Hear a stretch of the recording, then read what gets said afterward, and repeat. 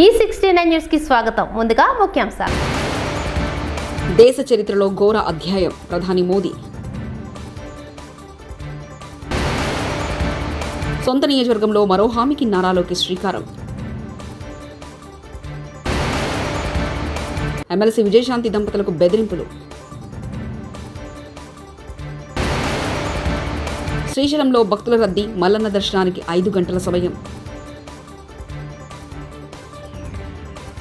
భారత రాష్ట్రపతి ద్రౌపది ముర్ముకు స్లోవేకియా యూనివర్సిటీ గౌరవ డాక్టరేట్ ప్రదానం చేసింది.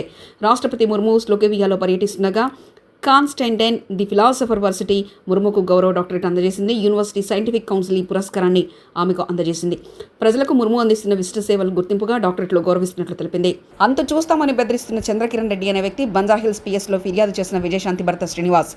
విజయశాంతి బీజేపీలో ఉన్న సమయంలో ఆమె సోషల్ మీడియా అకౌంట్స్ చూసుకున్న చంద్రకిరణ్ రెడ్డి కాంగ్రెస్లో చేరిన తర్వాత చంద్రకిరణ్ రెడ్డి పక్కన పెట్టి ఎమ్మెల్సీ విజయశాంతి తనకు డబ్బులు చెల్లించాలని విజయశాంతికి చంద్రకిరణ్ రెడ్డి బెదిరింపులు మెసేజ్లు పంపిస్తున్నట్లుగా తెలిసింది. పోలీస్ స్టేషన్లో ఫిర్యాదు చేశారు. జలియన్వాలా బాగ్ హత్యాకాండ భారత స్వాతంత్ర సమరచరిత్రలో అత్యంత ఘోరమైన అధ్యాయమని ప్రధాని మోదీ అన్నారు. ఏప్రిల్ 13తో జలియన్వాలా బాగ్ ఘటనకు 105 ఏళ్లు పూర్తయ్యాయి.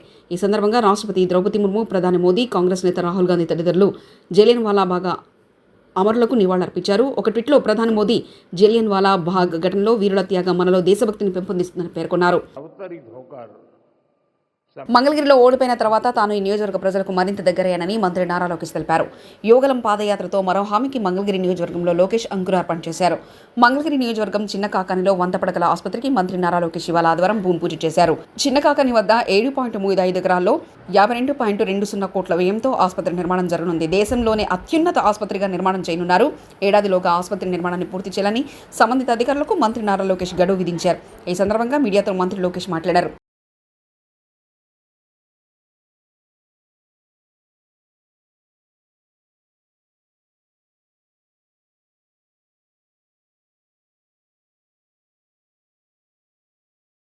జరిగింది. దాంట్లో భాగంగా మంగళగిరిలో ఉన్న హాస్పిటల్ కూడా పూర్తయింది. అనేక లక్షలాది మంది ట్రీట్మెంట్ కూడా తీసుకుంటాం జరిగింది. నేను ఎప్పుడైతే మంగళగిరి అభ్యర్థిగా వచ్చానో ప్రజలందరూ పదే నన్ను ఒక విషయం కోరారు. ఈ 30 పడకల హాస్పిటల్ని ఏకంగా 100 పడకల హాస్పిటల్ చేయాలని వాళ్ళు కోరటం జరిగింది. ప్రత్యేకంగా వేదికమైన ఉన్న ఏదైతే హాస్పిటల్ కోసం పోరాడి సాధించుకున్న కమిటీ సభ్యులు కూడా నన్ను కలిసి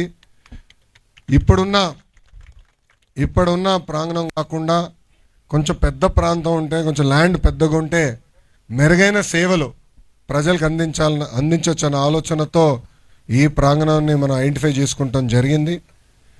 ఇది కూడా గతంలో లాగా ఏదో ఒక 100 పడకల ప్రభుత్వ హాస్పిటల్ కట్టి వదిలేయాలనే ఆలోచన కాదు. వేదిక మీద ఉన్న మేమందరం కూడా దాదాపు 5-6 సార్లు కూర్చొని ప్రతిసారి ఒక 2-3 గంటలు మేము చర్చించి ప్రతి విషయం సున్నంగా అధ్యయనం చేసిన తర్వాతనే లేఅవుట్ కూడా ఫైనలైజ్ చేస్తాం జరిగింది. వేదిక మీద ఉన్న మా అందరి కళ ఒకటే, ప్రైవేట్ ఆసుపత్రికి ధీటుగా ఈ 100 పడకల ప్రభుత్వ ఆసుపత్రి ఉంటుంది. ఒక జోనింగ్ కానివ్వండి, స్టాఫింగ్ కానివ్వండి, మెరుగైన సదుపాయాలు కానివ్వండి అందించే లక్ష్యంతో మేమందరం ఉన్నాం. అమరావతి పనులు కూడా ప్రారంభమైనాయి. సో ఈ ఆసుపత్రికి బాగా రద్దీ కూడా ఉంటుంది. ఎందుకంటే వస్తూ ఉంటారు, ట్రీట్మెంట్ పొందుతూ ఉంటారు. ఇక్కడ ఆర్థో కానివ్వండి, డయాలసిస్ సెంటర్ కానివ్వండి, మన నియోనేటల్ కేర్ కానివ్వండి, అన్నీ కూడా ఇక్కడ అందిస్తాం జరుగుతుంది. సో డీ అడిక్షన్ సెంటర్ కూడా గౌరవ సభ్యులు అందరూ కూడా మొన్న నాతో మాట్లాడి డీ అడిక్షన్ సెంటర్ కూడా ఇక్కడ ఉండాలి, తలసీమియా సెంటర్ కూడా ఇక్కడ ఉండాలని కమిటీ సభ్యులు ప్రత్యేకంగా కూర్చున్నప్పుడు వాళ్ళు కోరటం జరిగింది. వాళ్ళ కోరిక మేరకు కూడా అది కూడా ఈ హాస్పిటల్లో పెడతాం జరిగింది. వాస్తవంగా కూటమి ప్రభుత్వం ఏర్పడిన తర్వాత గౌరవ ముఖ్యమంత్రి శ్రీ నారా చంద్రబాబు నాయుడు గారు ప్రతి నియోజకవర్గాల్లో 100 పడకల ప్రభుత్వ ఆసుపత్రి కట్టాలి అని ఒక నిర్ణయం తీసుకుంటాం జరిగింది. దాంట్లో భాగంగా 2వ క్యాబినెట్ మీటింగ్లో మంగళగిరి కోసం ఈ హాస్పిటల్ కూడా కేటాయిస్తాం జరిగింది. నేను అనేక సార్లు చెప్పా ప్రజలందరికీ, ఒక నిర్ణయం జీవితం మార్చుతుంది. నా జీవితంలో తీసుకున్న ఆ నిర్ణయం మంగళగిరిలో పోటీ చేస్తాం. 5,300 ఓట్ల మెజారిటీతో 2019లో ఓడిపోయాను. ఆ రోజు నుంచి ఒక పట్టుదల కసితో నేను పనిచేసి ప్రజలకి దగ్గరయ్యాను. ప్రజలందరూ నేను ఒకటే కోరాను, నేను ఏ మెజారిటీ అయితే ఓడిపోయానో దాని పక్కన ఒక 0 పెట్టి నన్ను గెలిపించండి. మీరు ఎంత ఎక్కువ మెజారిటీ ఇస్తే అంత కొండంత బలం నాకు అందుతుందని ఆనాడే నేను ప్రజల్ని కోరటం జరిగింది. ఆంధ్ర రాష్ట్ర చరిత్రలో ఎప్పుడు రాని విధంగా 91,000 మెజారిటీతో నన్ను గెలిపించి శాసనసభకి మంగళగిరి ప్రజలు నన్ను పంపించారు. గౌరవ మంత్రివర్యులు దుర్గేష్ గారు ఇక్కడనే ఉన్నారు. తిరుమల శ్రీవారిని సినీ నటి మీనాక్షి చౌదరి దర్శించుకున్నారు. ఆదివారం వీఐపీ ప్రారంభ విరామ దర్శన సమయంలో ఆమె స్వామివారి సేవలో పాల్గొన్నారు. తిరుమల తిరుపతి దేవస్థాన అధికారులు ఆమెకు స్వాగతం పలికి దర్శన ఏర్పాట్లు చేశారు. దర్శనానంతరం రంగనాయకుల మండపంలో మీనాక్షికి పండితులు ఆశీర్వచనం చేసి స్వామివారి తీర్థప్రసాదాలను అందజేశారు.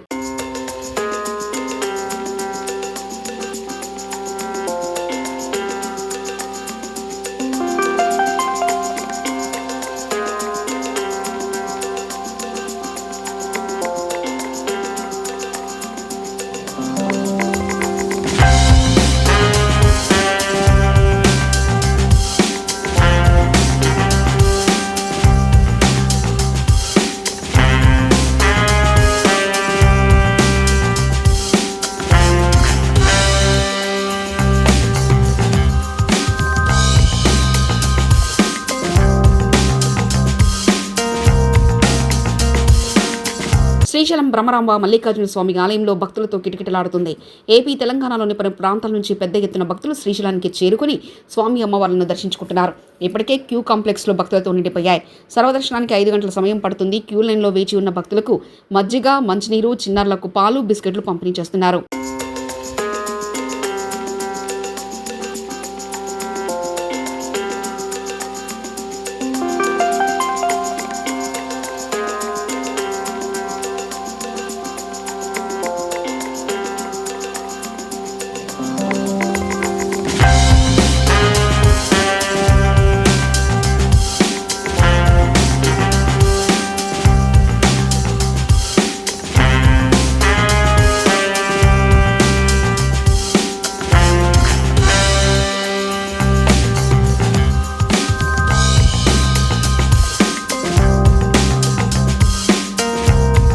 న్యాయం చేయాలని ఆందోళన చేసిన బాధిత కుటుంబంపై లాఠీ చార్జ్ చేసిన పోలీసులు.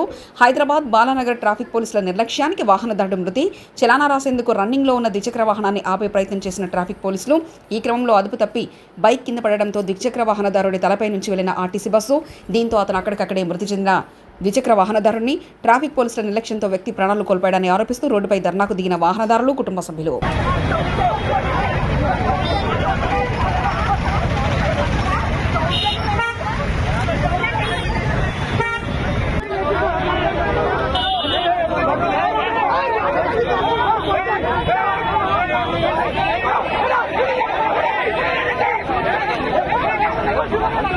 సంగారెడ్డి జిల్లా జహీరాబాద్ నియోజకవర్గంలో గ్రామాన వాడవాడల శనివారం నాడు హనుమాన్ జయంతి ఉత్సవాలను ఘనంగా నిర్వహించారు. జహీరాబాద్ పట్టణం శాంతినగర్ కాలనీలో గల హనుమాన్ దేవాలయంలో అభిషేకం నిర్వహించారు. హనుమాన్ ఆలయం నుండి శాంతినగర్ కాలనీలో వివిధ రహదారుల గుండా బసవేశ్వర, సంతోషమాత ఆలయాల ద్వారా ప్రభాత్ భేరీ యాత్ర నిర్వహించారు. అనంతరం హనుమాన్ డోలాయన కార్యక్రమం నిర్వహించారు. సాయంత్రం పల్లకి సేవ యాత్రను శాంతినగర్ కాలనీలో రహదారుల గుండా నిర్వహించారు. ఈ సందర్భంగా హనుమాన్ దేవాలయంలో హారతి, భగవద్గీత శ్లోక పఠనం, భజనలు, భక్తి గీత ఆలపన నిర్వహించారు. హనుమాన్ జయంతి ఉత్సవాలను పురస్కరించుకొని జహీరాబాద్ పట్టణంలో వివిధ ప్రాంతాల నుండి భక్తులు సందర్శించి దైవ దర్శనాలు చేసుకున్నారు.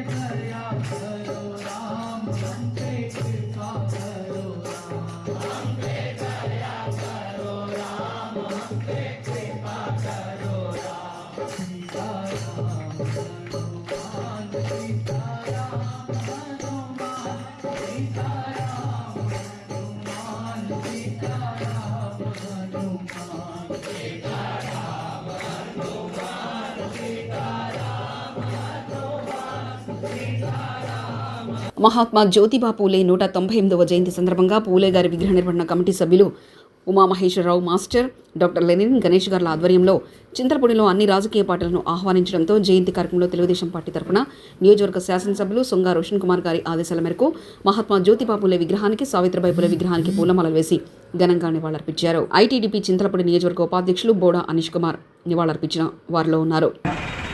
మరింత ఘనంగా జరుపుకోవడానికి ముందుకు వెళ్దామని కోరుతా ఉన్నాను. ముఖ్యంగా మన జ్యోతిబా పూలే గారు, సావిత్రిబాయి పూలే గారు ఇద్దరు దంపతులు కూడా అణగారిన నిమ్న వర్గాల జాతుల కోసం ఎంతో కష్టపడినటువంటి వ్యక్తులు. ఆ రోజుల్లో చదువుకోలేనటువంటి పరిస్థితుల్లో సావిత్రిబాయి పూలే గారు ఒక చీర ఒంటికి కట్టుకొని మరో చీర మన సంచిలో పెట్టుకొని వెళ్తూ ఉంటే కొంతమంది ఆవిడ మీద పారనీళ్ళు జల్లిపోయి అలాంటి అవమానాలన్నింటినీ కూడా ఎదుర్కొని ఆవిడ నిమ్న జాతుల కోసం వారికి విజ్ఞానం అందచేయాలనే ఉద్దేశంతో పాటుపడినటువంటి అణగారిన వర్గాల కోసం పోరాడినటువంటి మహోన్నతమైనటువంటి వ్యక్తి. అదేవిధంగా మనందరం కూడా ఈ సభావేదికగా నేను ఒకటే విజ్ఞప్తి చేస్తా ఉన్నా, కేంద్ర ప్రభుత్వానికి, రాష్ట్ర ప్రభుత్వానికి మన మహాత్మా జ్యోతిబా పూలే గారికి భారతరత్న ఇవ్వాలని, ఆయనకు భారతరత్న ఇస్తేనే ఆయన చేసినటువంటి సేవా కార్యక్రమానికి సమున్నత మనం స్థానం కల్పించినటువంటి జరుగుతుంది. కాబట్టి ప్రతి ఒక్కరూ అందుకు అనుగుణంగా మనం ముందుకు వెళ్ళాలని ఈ అవకాశం ఇచ్చిన నాయకులందరికీ, కుటుంబ దేశ చరిత్రలో ఘోర అధ్యాయం. ప్రధాని మోదీ సొంత నియోజకవర్గంలో మరో హామీకి నారా లోకేష్ శ్రీకారం. ఎమ్మెల్సీ విజయశాంతి దంపతులకు బెదిరింపులు. శ్రీశైలంలో భక్తుల రద్దీ, మల్లన్న దర్శనానికి 5 గంటల సమయం. ఈ 69 న్యూస్ ఇంతటితో సమాప్తం. చూస్తూనే ఉండండి ఈ 69 న్యూస్.